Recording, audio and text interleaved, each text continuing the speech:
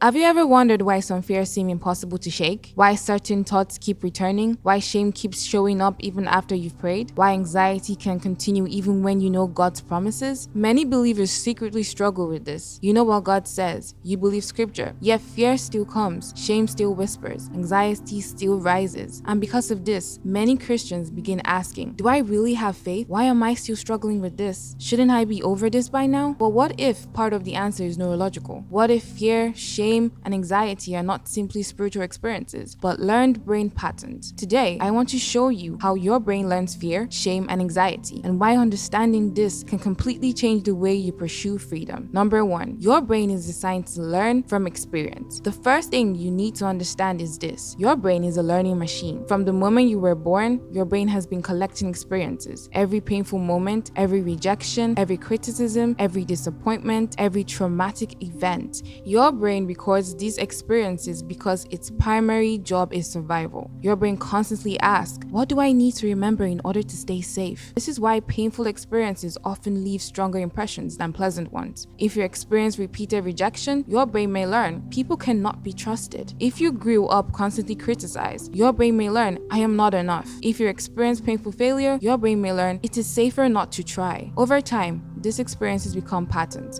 and eventually they begin shaping how you see yourself, others, and even God. Number 2, fear is your brain trying to protect you. Fear itself is not evil. Fear is actually a protective mechanism. God designed the brain to recognize danger. The problem comes when the brain begins identifying danger where no real danger exists. For example, perhaps you were rejected in the past. Your brain remembers that pain. Now every new relationship feels threatening. Or maybe you fail publicly. Your brain remembers the embarrassment. Now every opportunity feels dangerous. Your brain says, let's avoid this. Last time this hurt us.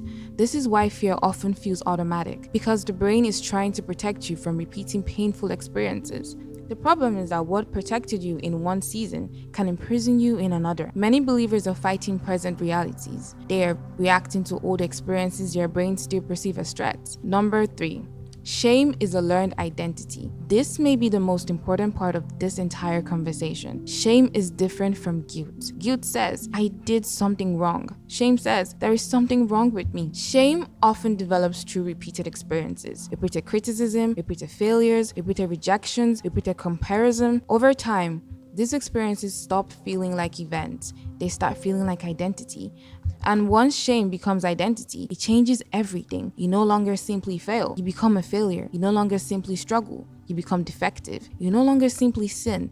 You begin believing you are unworthy. And this is why shame is so destructive spiritually. Because shame changes how you see God. Instead of running to Him, you hide. Instead of receiving grace, you expect rejection. But God never intended shame to define your identity. Number 4, anxiety is often an overprotective brain. Anxiety is often the brain trying to protect for possible future danger. Your brain begins asking, what if something goes wrong? What if I fail? What if I lose this? What if this doesn't work out? The brain believes that if it can predict every possible problem, it can prevent pain. But the result is constant worry, constant tension, constant mental exhaustion. The brain becomes trapped in future possibilities instead of present reality. This is why Jesus repeatedly said, do not worry, not because life is easy, but because worry pulls us away from trust. An anxious brain constantly lives in imagined futures. Faith brings us back to God's presence in the present moment. Number 5, the good news. The brain can change. This is where hope enters. Your brain is not fixed, it is changeable. Neuroscientists call this neuroplasticity. Your brain can form new pathways,